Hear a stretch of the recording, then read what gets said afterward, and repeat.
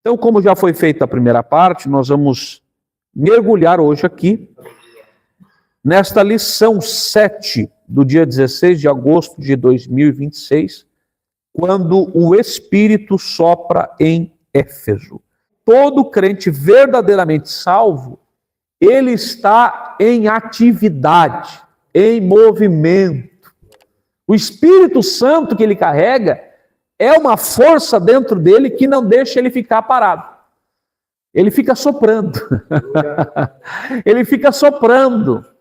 Ele fica movendo, ele fica se revolvendo dentro do homem, que é o templo, para que ele haja, para que ele pregue, para que ele ore, para que ele faça alguma coisa, para que ele use os recursos que ele tem disponível para alcançar alguma alma para o reino de Deus.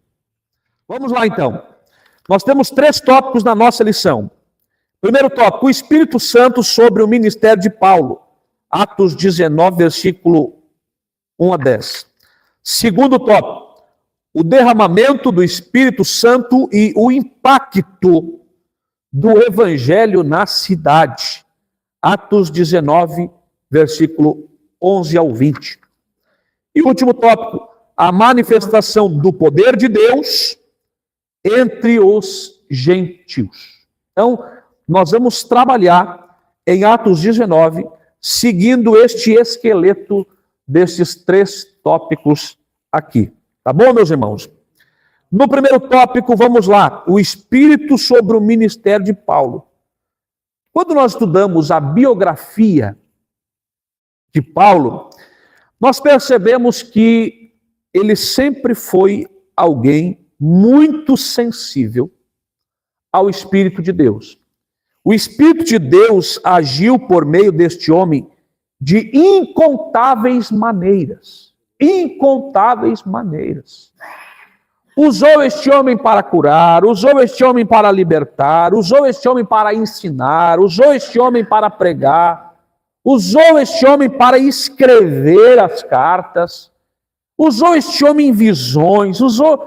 Irmãos, o Espírito Santo atuava com liberdade na vida de Paulo. O que eu preciso fazer em você é olhar para ele, para Paulo, e tentarmos ver o que ele tinha de especial. O que ele carregava, quais eram os princípios que norteavam a sua vida, suas decisões. Como é que ele se conduzia como homem? Como é que ele se conduzia como crente? E a partir daí, irmãos, nós aprendemos.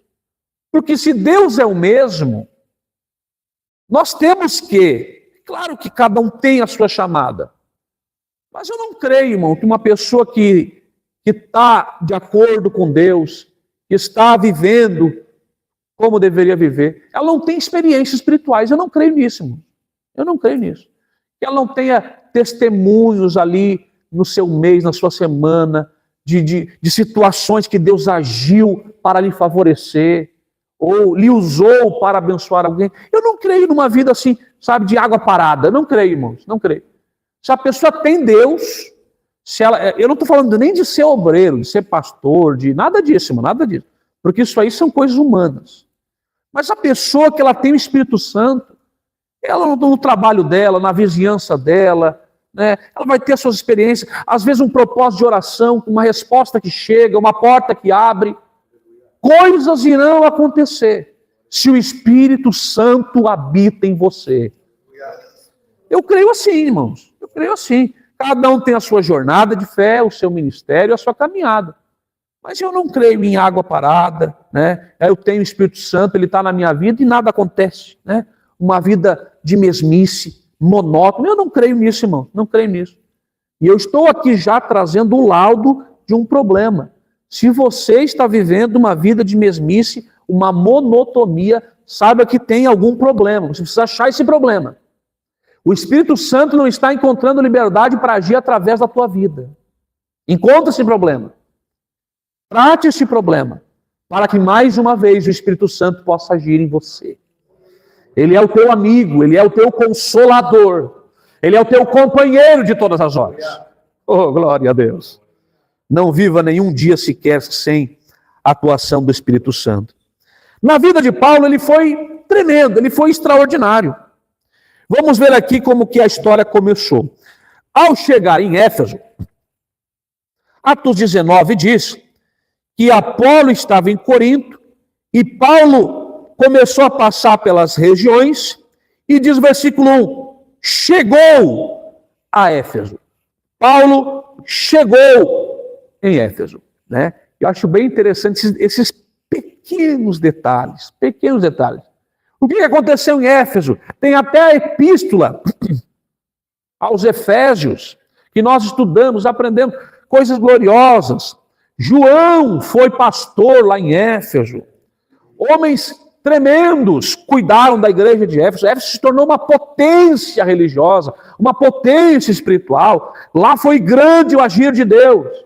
Mas tudo isso, irmãos, é só depois de alguém chegar em Éfeso. Aleluia, irmãos. Olha que tremendo isso. Tudo começa com a atitude de alguém chegar em Éfeso. Irmãos, hoje nós temos um veículo chamado internet, que nos possibilita chegar em muitas casas, em muitos lugares. Nós temos ali uma ferramenta que, se nós, a igreja, eu estou falando aqui me incluindo junto, se nós nos despertássemos para o que nós temos em mãos, e o que nós podemos fazer com isso, para que o evangelho seja propagado, irmãos, a gente iria chegar em muitos lugares. Paulo chegou em Éfeso, nós poderíamos chegar no mundo simultaneamente. O evangelho lá. E aí depois vem o agir de Deus. Ele chegou. Quando ele chegou em Éfeso, ele encontrou discípulos que haviam recebido apenas o batismo de João. Logo, eles tinham uma compreensão limitada, uma compreensão parcial e não total do evangelho. Eles tinham apenas recebido o batismo de João. Os irmãos sabem que o batismo de João não é o batismo ensinado por Jesus. O batismo de João, ele foi um batismo para arrependimento, que serviu como uma preparação até a chegada de Jesus. Quando Jesus chegou, executou seu ministério, lá em Mateus 28, ele deixou-nos a fórmula batismal, que era o batismo em nome do Pai, em nome do Filho e do Espírito Santo. João não batizava em nome do Pai, em nome do Filho e do Espírito Santo. Não havia ainda essa compreensão da trindade, das três pessoas, do Pai que atua, do Filho que atua e do Espírito que atua na salvação do homem. Era uma coisa mais limitada e parcial. Estes discípulos aqui, que estão em Éfeso, e eu chamo a tua atenção, que diz o texto que Paulo achou eles. Paulo achou eles. Irmãos, Paulo não está num hotel passeando de turismo. Ele é um servo de Cristo. Ele está entrando lá com um propósito naquela cidade. Um propósito. Então ele não está ali para ficar olhando para o nada. Ele está ali procurando um acesso, uma porta, que ele possa entrar e ganhar muitas almas. O texto diz que ele achou discípulos ali. E existe uma máxima que diz assim, ó, só acha quem primeiro procura. Então, a gente pode partir de um pressuposto que Paulo, ele começou a andar em Éfeso procurando, que nem ele fez em outras cidades, ele entrava na sinagoga dos judeus. Os judeus já conheciam o Antigo Testamento, a lei de Moisés. Ele pensou assim, não, se eu conseguir ganhar estes, vai ser mais fácil alcançar o todo. Porque esses aqui já conhecem do Antigo Testamento, eu falo para eles do Messias, digo para eles que o Messias é Jesus, eles se convertem, se tornam obreiros e a gente juntos ganha o todo. Era a estratégia dele. Então ele sempre procurava um apoio, uma ajuda, alguém que pudesse ali, um caminho, uma porta, para que ele alcançasse o maior número de pessoas para Cristo. Ele não confiava em si mesmo, na força do seu braço. Eu quero que os irmãos entendam isso. Entendam isso. Não é eu vou lá fazer, não. Ele pensava assim, a obra de Deus, para que ela seja grande, eu não posso fazer sozinho. Então ele tentava juntar mais pessoas, um corpo de obreiros, de ajudantes, de auxiliares, para que a obra seja grande. Toda pessoa que quer fazer uma obra grande precisa envolver outras pessoas. Se alguém não envolve outras pessoas, esteja certo, a obra não será grande. A obra não será grande. Paulo tinha essa mentalidade, envolver para que fosse uma obra grandiosa. Então ele achou discípulos. Só que esses discípulos, como falei, eles tinham uma compreensão parcial. Eles, diz o texto, não sabiam nem da existência do Espírito Santo. Nem da existência do Espírito Santo. O Paulo chegou ali e perguntou para eles: vocês já receberam o Espírito Santo quando vocês creram? Vocês são discípulos. No entendimento de Paulo, a lógica dele é a seguinte: vocês creram, vocês são discípulos, vocês são crentes. O próximo passo, qual é? O batismo no Espírito Santo. Vocês creram, vocês são crentes. Agora, o próximo passo é ser cheio do Espírito, receber o Espírito e ser batizado no Espírito. Aí ele pergunta: vocês já receberam o Espírito Santo quando crestes? Isso aqui, irmãos, mostra a preocupação do missionário com a presença atuante do Espírito Santo no meio da obra de Deus. Eu estou querendo que pessoas sejam salvas. Eu estou querendo fazer uma grande obra para Deus. Eu preciso da presença do Espírito Santo. Não basta eu possuí-lo, eu tenho que levar as pessoas a também buscar para que elas também recebam. Por isso Paulo se mostra inconformado. Para Paulo não basta dizer que crê. Para Paulo não basta dizer que está na igreja. Para Paulo não basta dizer: eu já sou batizado. Ah, já é um crente, então tá bom, já é batizado, já está na igreja. Paulo mostra a sua preocupação. Já recebeu o Espírito Santo? Você já recebeu o Espírito Santo? Você está entendendo, irmãos? Se a gente fizesse isso também com a igreja, com a membresia, não basta estar na igreja, não basta ser batizado, não basta dizer que crê. Ei, irmão, Paulo, João, Pedro, Lucas, Maria, enfim, Gilberto, ei, tu, pessoalmente, por experiência própria, tu já recebeu o Espírito Santo? Oh, aleluia! Para ele não tem conversa, mas não é cargo, não é obra, não é ministério, não é este o próximo passo. Você creu, o próximo passo é receber o Espírito Santo. Irmãos, entenderam isso? Você creu, não é pregar para as nações, cantar, não. Receber o Espírito Santo. Esse é o próximo passo. Esse é o próximo passo. E eles disseram assim, olha a resposta deles. Eles disseram: nós nem ainda ouvimos que haja Espírito Santo. Eles disseram assim: nós nem sabemos que existe esse tal Espírito Santo. O texto sagrado vai dizer que Paulo vai rebatizar eles, irmão. Já imaginou isso? Paulo vai rebatizar eles, batizá-los novamente. Eles já haviam recebido o batismo de João, mas agora eles serão batizados em nome de Jesus. Ou seja, Paulo, na autoridade de Jesus, batiza-os em nome do Pai, do Filho e do Espírito Santo. E aí Paulo vai tacar-lhe a mão na cabeça deles, irmãos.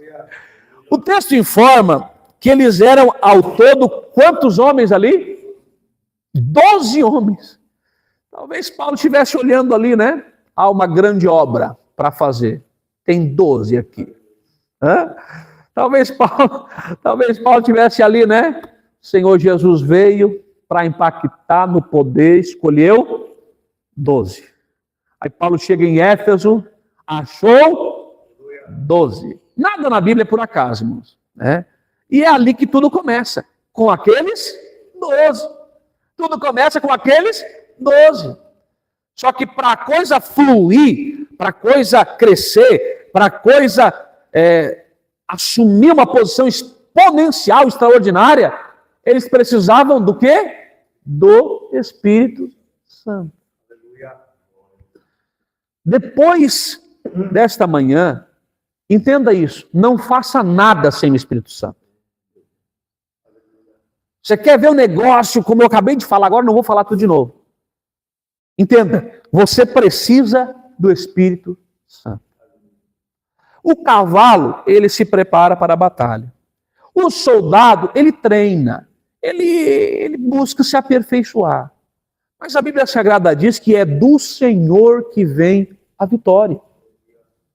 Então a gente pode estudar, a gente pode se preparar, a gente pode treinar, a gente pode se aperfeiçoar, a gente pode buscar nos recursos humanos melhorias. Contudo, que isso não nos torne independentes, porque nós precisamos da ação do Espírito Santo. Orabandaia, choramaya. Que o Espírito Santo continue soprando, soprando, soprando, pois assim a obra vai avançar. É na força, é no poder do Espírito Santo que a igreja primitiva avançava. Oh, glória, glória a Deus.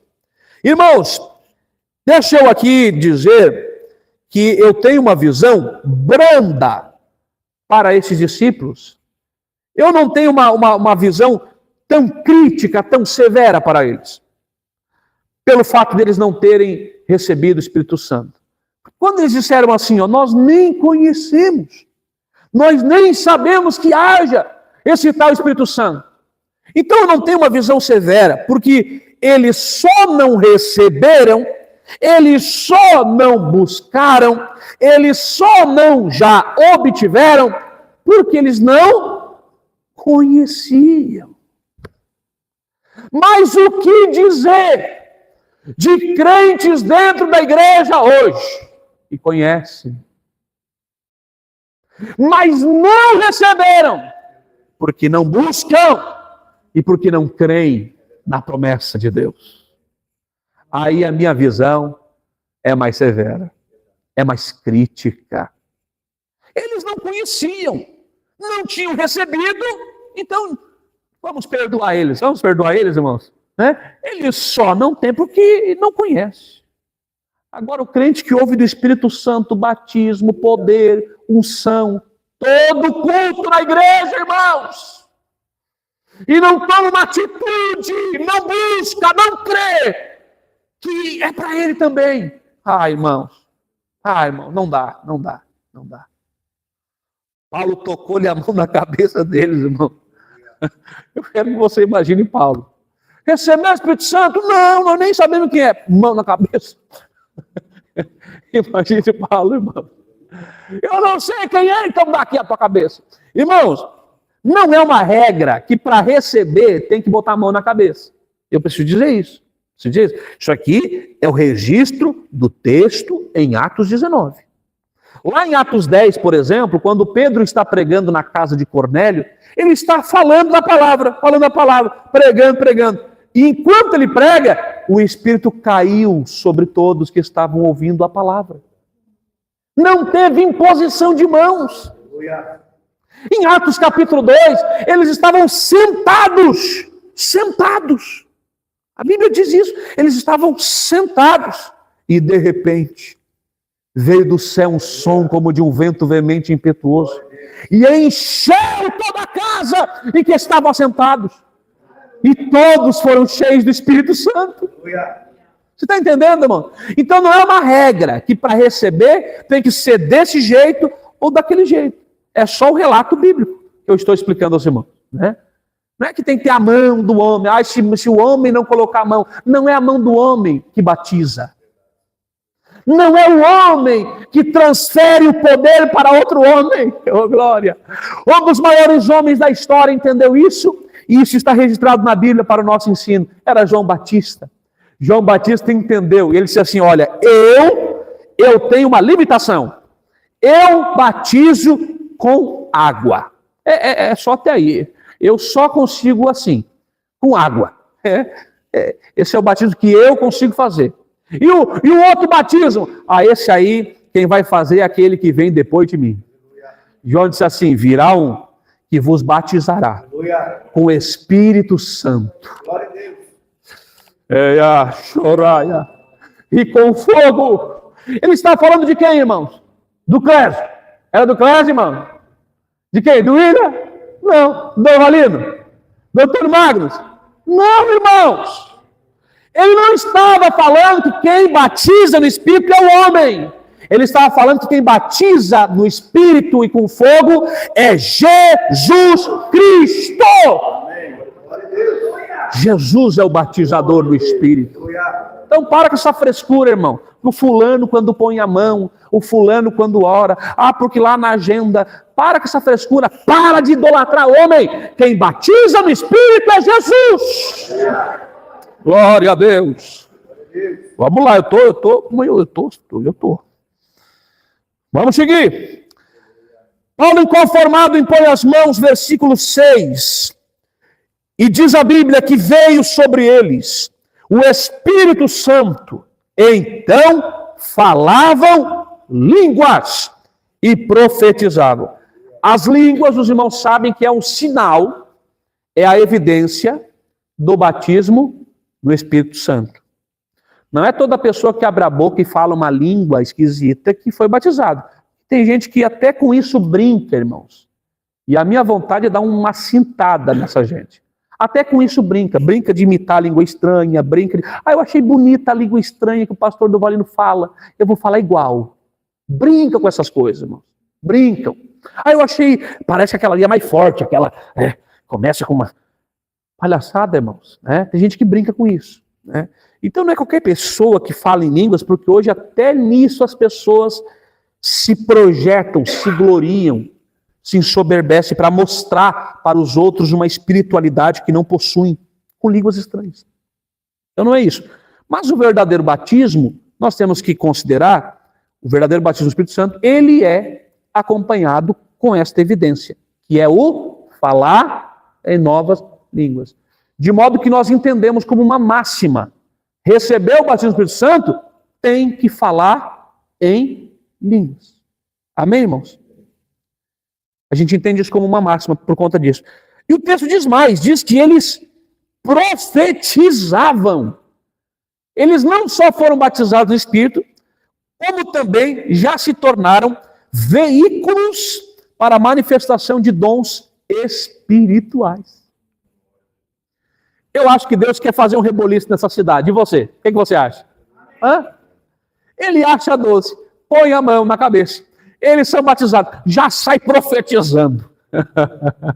Eu acho que Deus quer fazer um reboliço nessa cidade. O que você acha? Porque o Espírito Santo se move, sopra, ele é derramado com um propósito. Ninguém é batizado no Espírito Santo, irmão, para tirar foto e postar na internet e receber. Não, irmão. Ninguém recebe poder para colocar numa estante uma foto, um quadro que lembre o dia. Não, irmão, a gente recebe com propósito. Existe uma missão que acompanha o poder. Deus dá poder para uma missão. Por isso que eu estou dizendo. Os 12 receberam, os 12 foram cheios, os 12 estão recebendo o derramamento do Espírito sobre a sua vida. Deus quer fazer alguma coisa ali. Deus tem um propósito ali. Irmãos, Deus não dá poder para vaidades humanas. Deus dá poder para atingir um objetivo. Adianta vir, eu recebi poder, e pula, e chora. Irmãos, eu choro, vocês sabem disso, irmão. Eu sou chorão. Não, eu não estou fazendo aqui uma crítica a choro, a lágrima, a pulo. Não é isso, entenda as minhas palavras. Mas pula, chora, corre e não produz nada para o reino de Deus, irmãos. Não muda de vida, não sente desejo de vir numa escola bíblica. Que poder é esse, irmãos? Que Espírito Santo é este? Que desce e a pessoa continua a mesma, do mesmo jeito. Estão brincando com as coisas de Deus, irmãos. Estão brincando. emocionados, emocionados. O verdadeiro poder vem com um propósito. Quando eu sou cheio desse poder, eu sinto uma sede, uma paixão por almas. Eu quero fazer alguma coisa. Eu quero orar mais. Eu quero jejuar mais. Eu quero me colocar mais. Esse é o verdadeiro cheio e cheia do Espírito Santo. A palavra de Deus vai crescer naquele local. E aqui, irmãos, nós destaquemos que sempre que há um verdadeiro avivamento, este é antecedido por um ensino genuíno, consistente, maduro, sadio da palavra de Deus. Eu tenho as minhas ressalvas com esses avivamentos que excluem a palavra de Deus. Para mim, irmãos, isto eu falo com aquilo que eu entendo da palavra de Deus, para mim isso é só movimento e não avivamento. Quantos lembram de Esdras? Esdras, ele foi chamado por Deus para trazer uma restauração espiritual ao povo de Deus. No tempo de Esdras, foi aberto a lei, a palavra. E Esdras começava a ler a palavra para o povo. Enquanto Esdras lia, obreiros iam entre o povo e começavam a explicar para aquelas pessoas que tinham dúvida. Ele ia lendo e os obreiros iam lá no meio assim, está entendendo o que está lendo lá? Está entendendo o que está sendo lido lá? Eu não estou entendendo. Eles iam lá e explicavam, no meio do povo. Enquanto o texto era lido, obreiros iam explicando. E nessa ocasião, a Bíblia diz que houve um grande avivamento. Lágrimas, arrependimento, confissão de pecados, abandono de práticas pecaminosas. É nesse avivamento que eu acredito, irmãos. Onde a palavra entra e mostra a vontade de Deus. E o pecador deixa de confiar em si mesmo e começa a clamar por um Salvador. Ele começa a arrepender. É nesse avivamento que eu creio. Esse avivamento gera mudança e transformação. Aqui em Éfeso não foi diferente. A palavra entrou, o ensino entrou e o Espírito estava sendo derramado. Veja, irmãos, veja isso. Preste atenção nesses detalhes. Versículo 8 e o 9. E entrando na sinagoga, falou ousadamente por espaço de 3 meses, disputando e persuadindo-os acerca do reino de Deus. Paulo era persuasivo. Tem um texto muito mal interpretado de Paulo, que diz assim, o texto, que a sua pregação, Paulo disse, não consistiu em palavras persuasivas de sabedoria humana. Aí dizia assim, as nossas palavras não podem ser persuasivas, não podem ter sabedoria. Não, Paulo está dizendo assim aqui, a pregação dele não consistiu em palavra persuasiva de sabedoria humana. Mas a pregação dele, sim, estava cheia de poder persuasivo da sabedoria de Deus. Então aqui, ele estava persuadindo.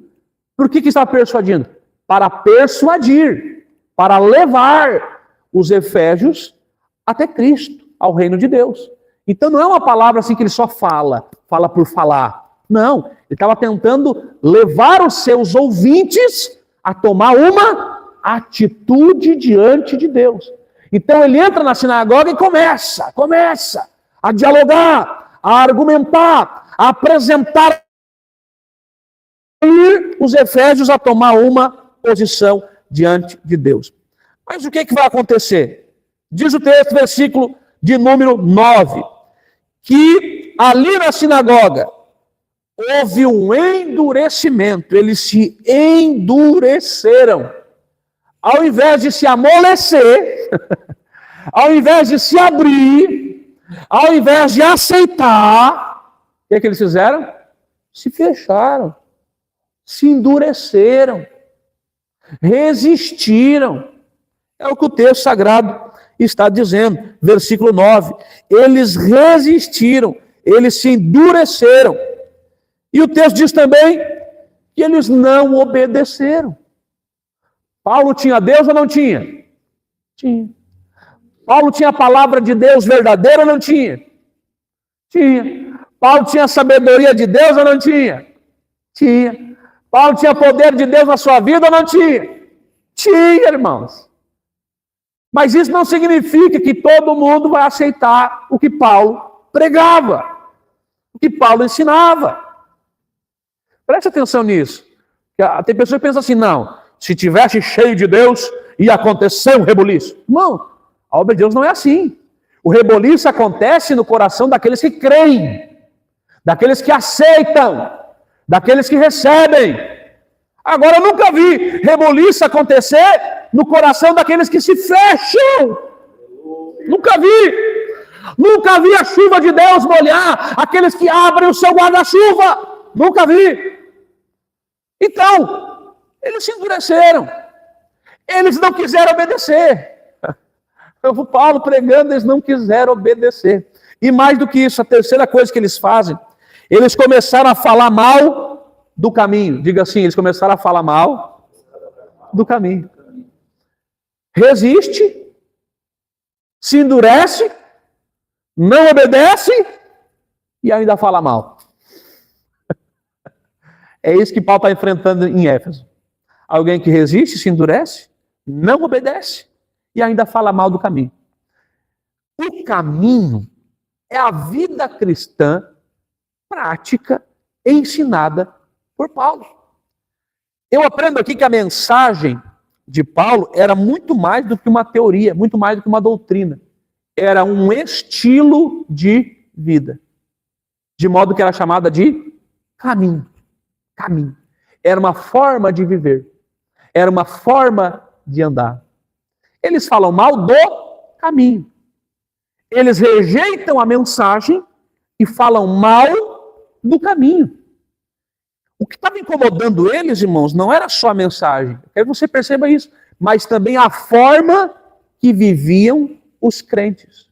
O caminho, aqueles que vivem no caminho. Então a pessoa, eu não aceito viver esse caminho, eu não quero para mim, eu não recebo, eu rejeito o caminho, e eu ainda fico falando mal daqueles que estão vivendo no caminho, que estão andando no caminho. Então o que me incomoda não é só a mensagem. Você sabia que tem gente que não gosta de você, não é só por causa da mensagem que você prega, mas também por causa da vida que você leva? Sabia disso? A tua postura, o teu andar, o teu falar, a tua forma de negociar, a tua forma de vestir, a tua forma de viver, também incomoda alguém? Você sabia disso? Eles estão incomodados não só com a mensagem, mas também com a forma de vida, o caminho. O que acontece é que Paulo ali não fica. O texto diz que Paulo se retira. Paulo se retira. E aqui vem uma lição muito importante. Diante do endurecimento, nós precisamos ter o discernimento. Com aqueles 12 primeiros homens, Paulo impôs a mão, fez oração, eles receberam, o poder de Deus entrou em ação, e a glória do Senhor, como nós já falamos aqui. Agora aqui, ele passou 3 meses na sinagoga. 3 meses ensinando. 3 meses persuadindo. E nada aconteceu, irmãos. Você está vendo aqui? É a palavra que foi pregada no último culto, dos terrenos, os tipos de ouvintes, diante da semente do evangelho. Tem pessoa que é dura. Tem pessoa que é terra fértil. Tem pessoa que é terra dura, terra seca. E você semeia, semeia, semeia, semeia, semeia, semeia, semeia, semeia, e nunca frutifica. Passa mês, passa ano, uma vida inteira na igreja, e nunca frutifica, nunca floresce. Terra dura, terra dura. Os 12 orou, impôs as mãos, receberam, já saíram profetizando. O que nos indica que foi muito ligeiro, muito rápido, muito fácil. Agora aqui 3 meses. E eles duros, duros, fechados, nada aconteceu. Isso aqui é só para a nossa meditação. O que Paulo faz? Vou continuar aqui? Eu vou sair daqui. Estou perdendo tempo. Quero pregar. Estou cheio de Deus. Estou cheio de coisa do céu para entregar. Mas vocês não querem ouvir. Vocês não querem receber. O que Paulo faz? Se retira. Se retira. Essa é uma lição que Paulo nos deixa. A gente tem que ter o discernimento. Às vezes a gente fica perdendo tempo demais com quem não quer nada com nada.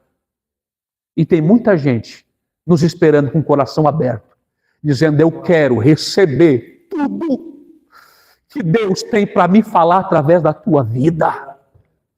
Oh, aleluia. Ele sai dali.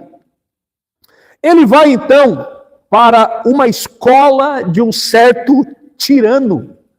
Irmãos, aqui o Senhor está nos ensinando que quando uma porta fecha, aqui alguém resistiu. O evangelho é assim. Não é todo mundo que vai receber. Alguns vão resistir, vão se endurecer. Mas é para a gente continuar. Porque Deus abre uma outra porta, onde muitas almas serão salvas. A obra vai continuar, irmãos. Não é porque aqui não deu certo que não vai dar certo mais em lugar nenhum. Não é porque estes aqui não receberam que ninguém mais vai receber. Às vezes, o que tem o ministério, o que tem a chamada, ele se frustra. Porque não me receberam aqui. Porque não ouviram a minha mensagem aqui. Porque não deram glória a Deus quando eu estava pregando aqui. Eu não vou mais pregar. Às vezes a pessoa que tem o chamado faz assim. Receba essa palavra de Deus nesta manhã. Não é porque alguém não recebeu que Deus não é na tua vida. Não é porque alguém não aplaudiu que Deus não está contigo. Que Deus não te chamou. Entenda, uma porta se fecha, mas outra porta vai se abrir. E essa porta vai ser muito maior. E se você for sincero, temente a Deus, Deus vai te usar de uma maneira extraordinária. A frustração do teu passado não vai definir aonde você vai chegar. Crê em Deus, confie em Deus. Não é a rejeição de um homem que te descaracteriza. Deus está contigo. Deus te chamou para esta obra. A sinagoga rejeita, mas Deus está preparando uma escola. A sinagoga não quer aprender, mas Deus está preparando uma escola de um filósofo chamado tirano. O local, às vezes, irmãos, na igreja, que era para ser só o local de gente que quer, não é? Era para ser o local de não, ali só tem gente sedenta, só tem gente faminta por Deus. Às vezes, irmãos, é cada cara que a gente vê, é cada desdém, é cada desprezo, até assusta, irmão, até assusta. Dentro da igreja, rejeita a palavra, despreza as coisas de Deus. E aí a sinagoga rejeitou. Mas uma porta numa escola de um certo tirano. Tirano é o nome dele, viu? Não é a identidade, não é que ele era perverso, malévolo, nada disso. Tirano é o nome dele, Ele era um filósofo grego. Paulo achou ali um local, um ambiente, uma porta para pregar o evangelho. Irmãos, Paulo ficou ali por 2 anos. Quantos anos? 2 anos. Isso aqui é algo muito forte, é muito tremendo. Ele dedicou tempo, ele foi disciplinado, ele trouxe profundidade para o ensino. A Bíblia Sagrada diz que por 2 anos ele ensinou, e isso ele fez diariamente. Todos os dias ensinando na escola. Se todos os dias ensina na escola, irmãos, é porque todos os dias tinha alguém para... Fala você aí. Se todos os dias ensina na escola, vai ensinar parede, vai ensinar cadeira, vai ensinar banco, vai ensinar objetos inanimados? Claro que não. Se todos os dias, por 2 anos, ensina na escola, é porque todos os dias, por 2 anos, tinha alguém ali querendo aprender a palavra de Deus. Oh, glória! Oh, glória a Deus! Essas coisas, irmãos, elas são como pérolas na vida do que ensina. são motivações, são coisas que impulsionam ele, que mostram a ele a importância do seu esforço, da sua dedicação. Alguém dizendo assim, pode alguém lá atrás ter rejeitado, pode alguém lá atrás ter desprezado, pode alguém lá atrás ter dito assim, eu não quero saber, eu até falo mal, mas eu quero aprender. Eu quero crescer, eu quero desenvolver. Aleluia! Isto motiva o homem de Deus. E ali ele fica por 2 anos ensinando. E o resultado, irmãos, ele é estrondoso, ele é extraordinário. O ensino consistente prepara o caminho, prepara o terreno para os milagres, para os sinais de Deus. Eu aqui já falei para os irmãos que o verdadeiro avivamento antecede o ensino da palavra. A palavra contribui para o Espírito agir com liberdade. Agora, irmãos, olha o que nós estamos vendo aqui. O ensino preparando o terreno para as manifestações de milagres. Versículo de número 11, diz assim, e Deus, pelas mãos de Paulo, fazia maravilhas extraordinárias. Versículo 12, de sorte que até os lenços e aventais se levavam do seu corpo aos enfermos, e as enfermidades fugiam deles, e os espíritos malignos saíam. Oh, glória! Irmãos, a cidade de Éfeso era uma cidade dominada pelo ocultismo, uma cidade dominada pela magia, pela bruxaria. Irmãos, o satanismo ali imperava. Havia livros de magia negra e eram consumidos, lidos diariamente. Havia um desejo muito grande por estas coisas. Os demônios faziam festa ali. Eita glória! Mas agora, Deus está usando até mesmo as roupas que estavam com certeza carregando o suor da labuta deste homem de Deus, os lenços, os aventais e os demônios que faziam festa. Isso aqui me fez meu coração pular de alegria. O demônio fazia festa, se sentia o poderoso, o senhor do ambiente, o dono daquela região. Não aguentava nem o lenço, o avental. A Bíblia diz que com lenço e avental os demônios fugiam. É claro, irmãos, e eu preciso aqui dizer, eu preciso ser muito preciso nas minhas palavras, muito cirúrgico, porque isso aqui tem uma situação problemática. Qual é a situação problemática? É quando a gente confunde o meio com a fonte. Deus pode usar coisas materiais como meios extraordinários para manifestar o seu poder, sim ou não? Sim, irmão, sim. Usou o lenço, usou o avental como meio extraordinário. Preste muita atenção.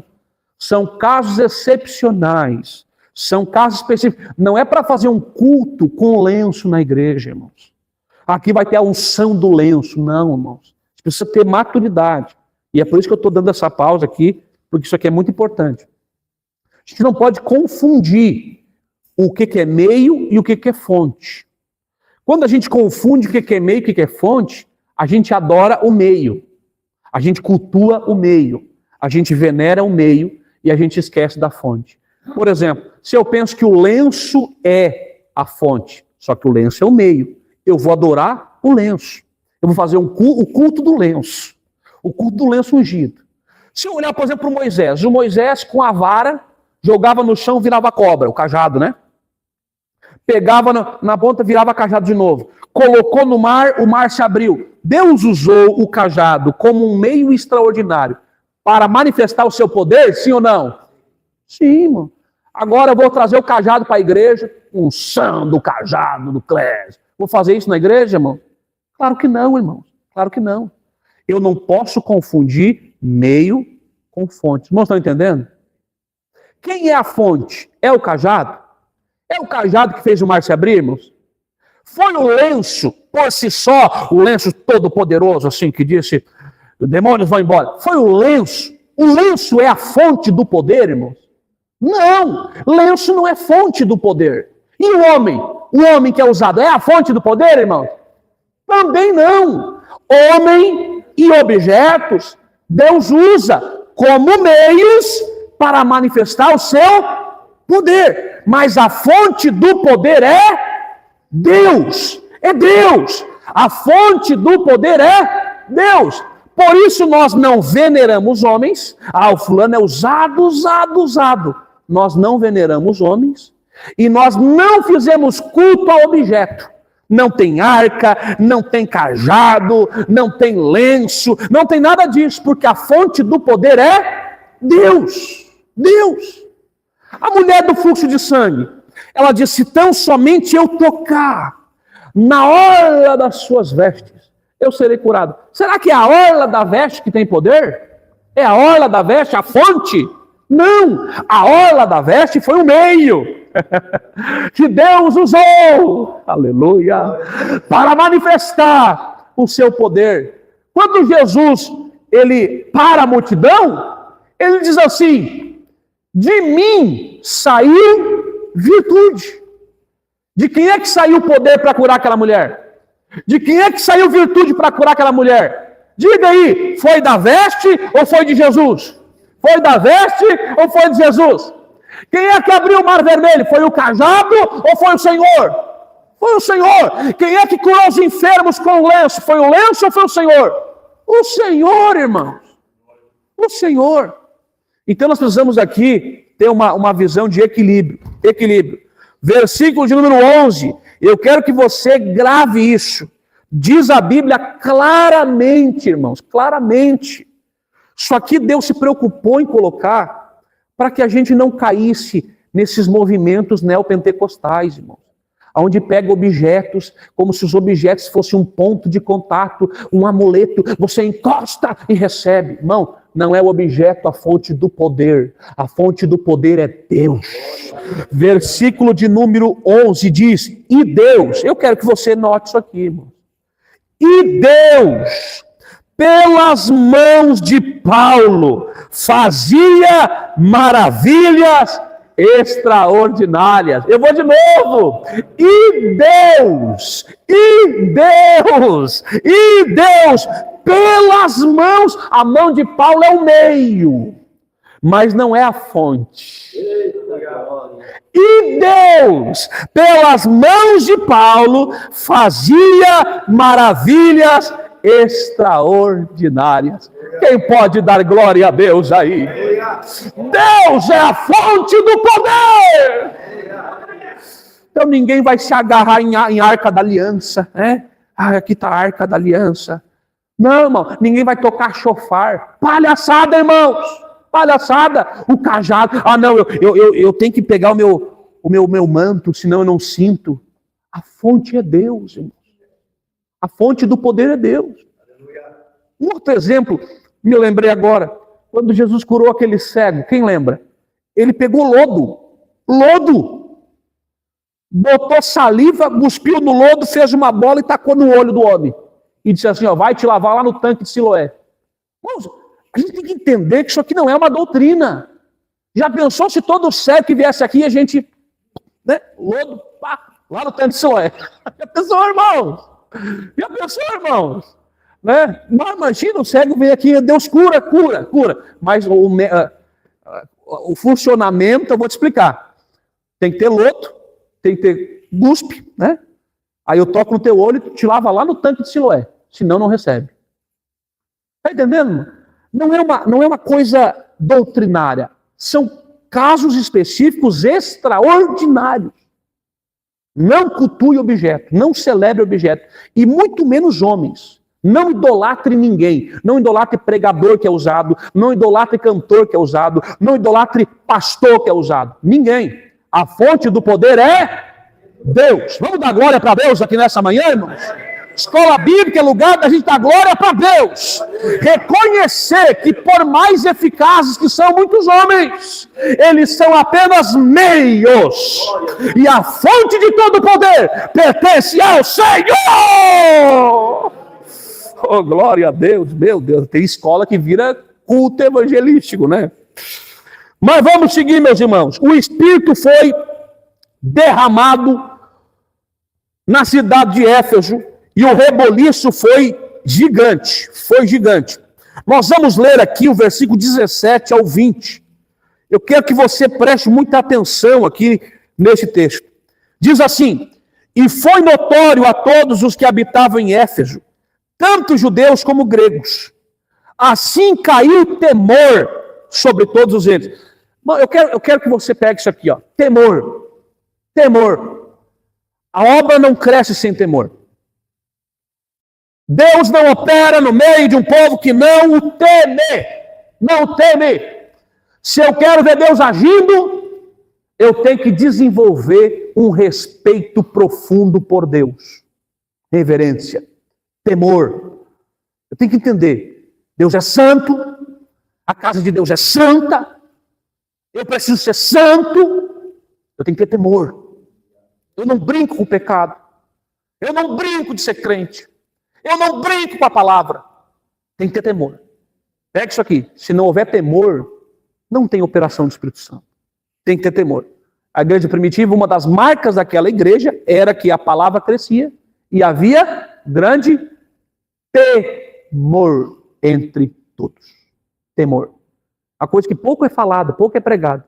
Mas se não há temor, que é uma reverência profunda, um respeito sagrado por Deus, Ele é santo. Ele é santo. Eu não posso me apresentar a Ele de qualquer maneira. Eu não posso viver de qualquer jeito. Eu tenho que ter temor. Deus é santo. É essa atitude que no passado fazia os nossos pais, sem conhecimento, ignorantes com muitas coisas que hoje nós temos o conhecimento. Mas eles viviam coisas sobrenaturais, porque eles tinham temor. Crentes que não depilavam nem o sovaco porque tinham temor, pensavam que desagradava a Deus. Faziam coisas absurdas, que a gente sabe hoje que era absurdo. E eles faziam porque tinham temor. Temor. E aquele temor no coração deles, aquela reverência, aquele respeito por Deus, criava um ambiente para o manifestar do poder de Deus. Pensemos nisso, irmãos, e vivamos uma vida de temor. Temor. Temor. Temor de Deus. Temor de Deus. Havia temor. E o nome do Senhor Jesus era engrandecido. O nome de quem era engrandecido? O Espírito Santo é derramado, opera, batiza, liberta. O nome de quem é engrandecido? O nome de quem é engrandecido? Jesus. Se o nome do homem, se o nome da instituição, se o nome do sistema eclesiástico, ele se sobrepor ao nome de Jesus, tem um problema, irmãos. Tem um problema aí. O Espírito Santo vai ser derramado, vai ter libertação, vai ter cura, vai ter milagre, vai ter sinal, vai ter. Só que se nós formos soberbos, orgulhosos, arrogantes, a gente vai pegar aquela glória para nós. Ou para a instituição, a gente vai dizer assim: Deus está operando aqui nas Gideões missionários. A gente vai tentar atrair glória para a instituição, glória para o pregador, glória para o cantor. E a gente está fugindo, escapando do plano perfeito de Deus. Quando o cantor é usado, o pregador é usado, o Espírito é derramado, o poder de Deus entra em ação, irmãos, é o nome de Jesus que tem que ser engrandecido. Porque se Ele é a fonte do poder, isso é lógico, irmãos. Se Ele é a fonte do poder e não nós, quem é que merece glória, irmãos? Quem é que merece glória? Jesus. Isso é claro, irmãos. Agora, quando o homem tenta angariar para si glória que não lhe é devida, que não lhe pertence, ele está fora do verdadeiro plano de Deus. Como é que Deus vai operar num local que, se Ele curar uma dor de cabeça de alguém, eles vão bater no peito assim: Deus opera no nosso meio. Deus está comigo. Como é que Deus vai operar no meio de um povo desse? Soberbo, orgulhoso, que tudo que acontece tenta se gloriar em cima, ganhar status, fama. Deus não se manifesta entre arrogantes. Agora, se Deus vê um povo que está lá, ó, Senhor, vem com a tua glória, faz teu nome ser engrandecido, o teu nome aparecer, aí ele pode operar e todos vão dar glória para ele, irmãos. Ele vai operar de novo, e de novo, e de novo, e de novo, e de novo. Eu profetizo que Deus vai começar a operar de maneira extraordinária em cada uma das nossas reuniões. E não é o homem que vai aparecer, não é o homem que vai ser destacado, é o nome de Jesus.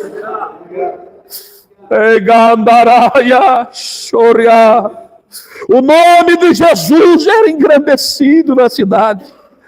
Olha para esse texto, irmão, olha que coisa gloriosa que aconteceu ali em Éfeso. E muitos dos que tinham crido vinham. Quem crê, vem. Pega isso aqui. Quem crê, vem, irmão. Quem não crê, fica em casa. Quem não crê, fica na sua vida. Quem não crê, fica no seu mundo. Mas quem crê, vem. Quem crê, se aproxima. Quem crê, se envolve. Aleluia. Os que criam, vinham. Os que criam, vinham. Seguimos a leitura. Confessando e publicando seus feitos. Meu Deus. Meu Deus. Eles vinham confessando, eu pequei. Olha, eu fiz tanta coisa errada, eu vou contar tudo. Olha, eu não sou... Talvez alguém olhava para mim e via que eu era uma pessoa correta, um bom cidadão, mas eu estou aqui para revelar quem eu sou de verdade. E eles chegavam, eu fiz isso, eu fiz aquilo, eu confesso, eu sou um miserável, eu sou um pecador. Ô, irmãos, isso aqui é o verdadeiro agir do Espírito Santo, irmãos. O verdadeiro agir do Espírito Santo. Ele pega os pecados que estão lá dentro escondidos e coloca para fora. Coloca para fora. Deixa eu começar a confessar.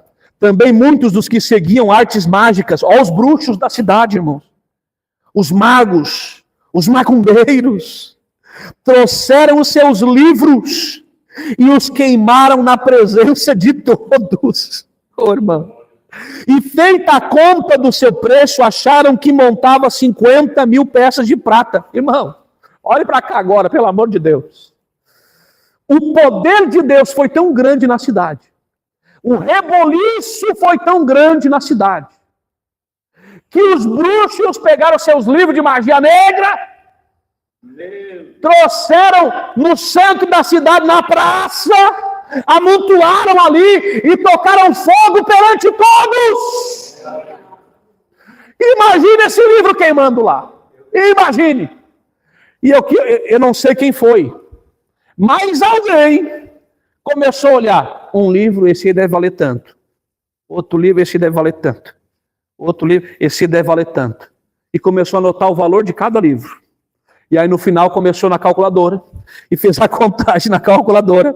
E contou que um montante de livros, eles equivaliam a 50 mil peças de prata. Alguém fez a contagem. Eu não sei quem foi. Mas o Espírito Santo registrou. Eu não sei quem é que fez essa contagem. Mas o Espírito Santo foi lá e registrou. Registra isso aí para que sirva para as próximas gerações. 50 mil peças de prata sendo queimadas. Porque agora eles encontraram o bem mais precioso. Quem pode dar glória a Deus aí? Quando você encontra o bem mais precioso, todas as demais coisas perdem o seu valor. Nada é mais importante do que Jesus. Imagina aquela fumaça subindo dos livros, irmãos. Os capirotos fugindo, os demônios tendo ataque epilético, como diz o nosso pastor Francisco. Aquela fumaça subindo, toda a cidade vendo aquilo, apavorada. O que está acontecendo na cidade?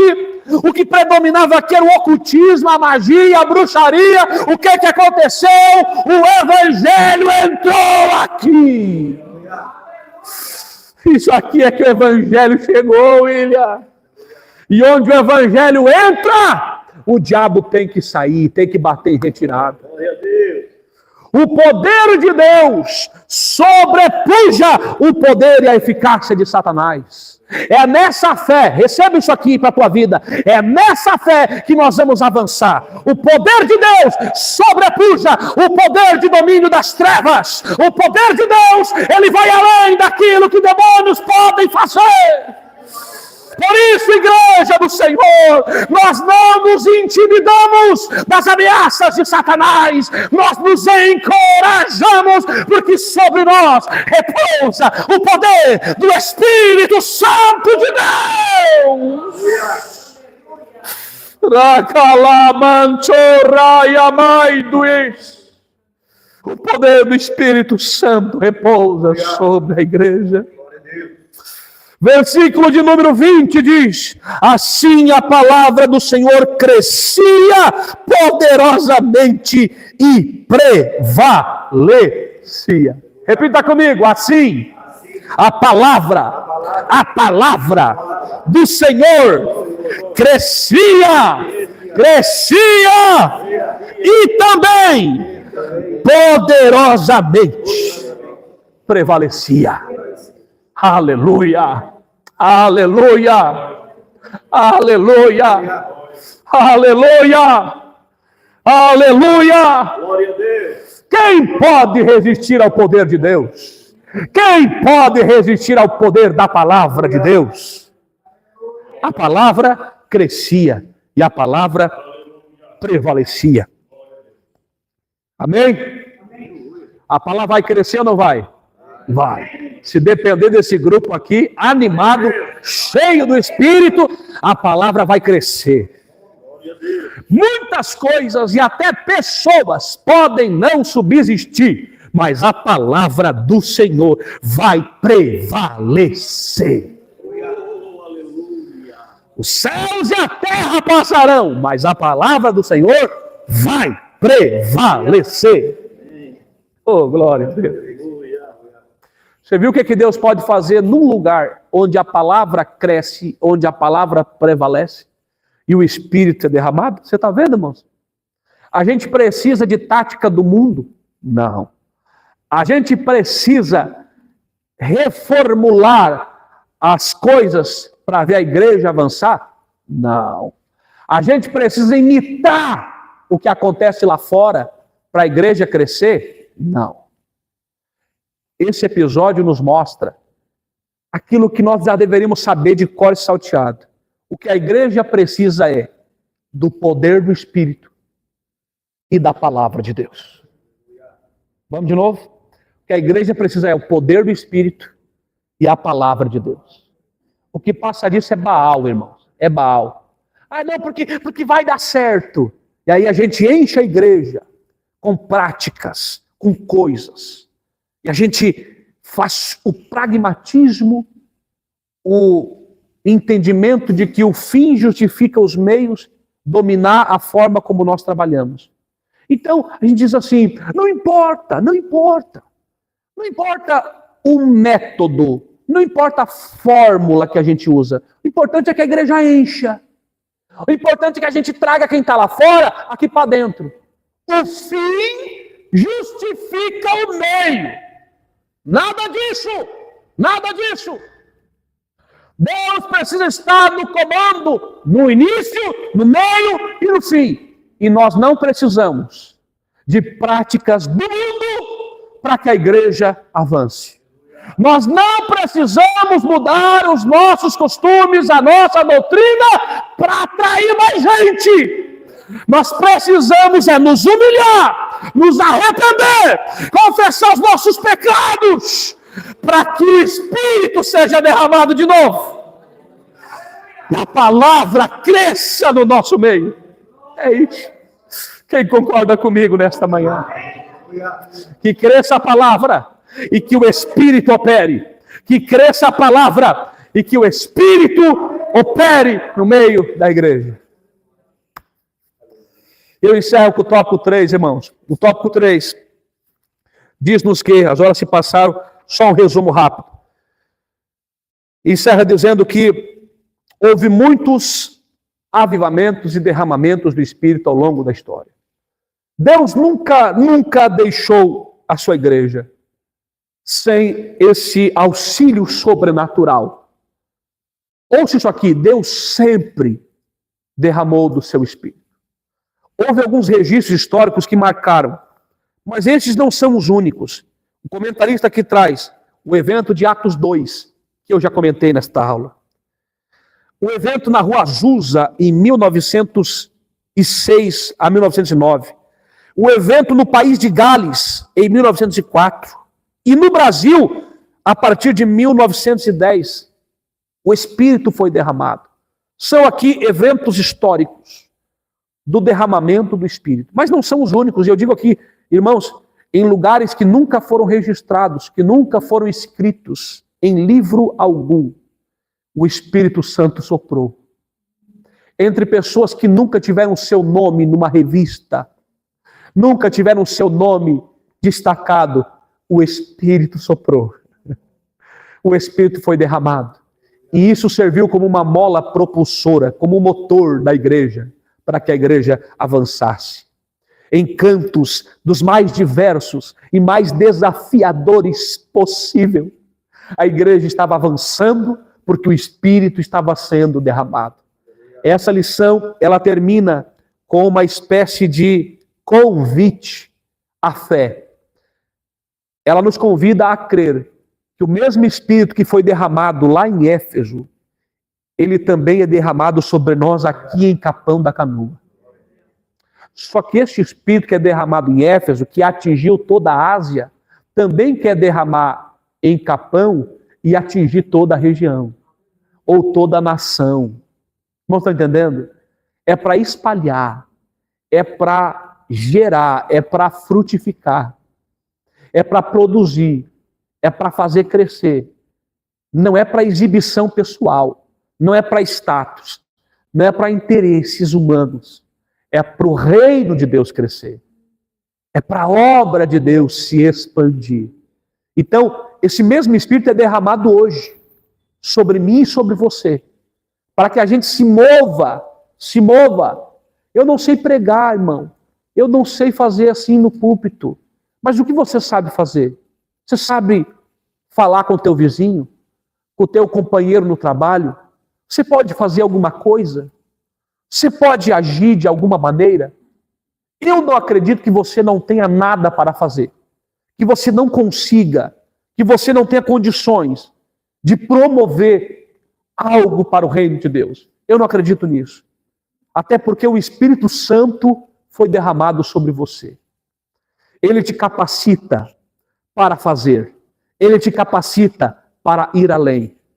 Que este Espírito que soprou em Éfeso, que sopra aqui em Capão da Canoa, ele nos transtorne internamente com um desejo que arde dentro de nós, dizendo: Clésio, você precisa fazer alguma coisa. Você não pode ficar de braços cruzados. Jesus, irmãos, em breve voltará. Você tem algum familiar que ainda não se converteu e nem de Jesus ouviu falar. Você tem um amigo que precisa ouvir falar de Jesus através da tua boca. E o Espírito Santo que é soprado, ele começa a se mover dentro de nós. E em nome de Jesus, saiamos daqui com paixão por almas. Paixão por almas. Na tua área, no teu setor, no teu ambiente, pelo amor de Deus, faça alguma coisa.